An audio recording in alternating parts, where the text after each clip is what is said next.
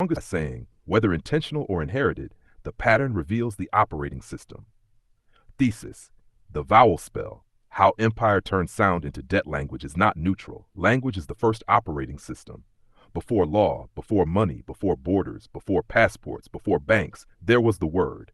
The spoken sound became the written mark. The written mark became the contract. The contract became the debt. And once the human voice was captured into spelling, spelling became spellcasting. The old ligature carried a joined sound, A and E together, seen in older spellings like ather ether, meaning the subtle medium, the invisible field, the breath between worlds. But modern language split, simplified, flattened, and standardized the sound. The living field became technical language. The breath became grammar. The sacred sound became paperwork. Then the spell shifts, A-E-I-O-U. The open vowel field becomes the debt formula, I-O-U. And nobody asks why. That is the whole empire in 5 letters. The vowels are the breath of language. Consonants are the bones, but vowels are the spirit moving through the bones. Change the vowel and you change the vibration. Change the vibration and you change the meaning. Change the meaning and you change the mind. This is why colonizers attack language first. They rename the land, rename the people, rename the gods, rename the plants, rename the history, then force the conquered to speak the empire's tongue. That is not education.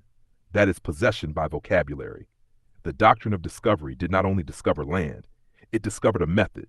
Name it, claim it, write it, tax it, sell it, inherit it. The word became title. Title became deed. Deed became ownership.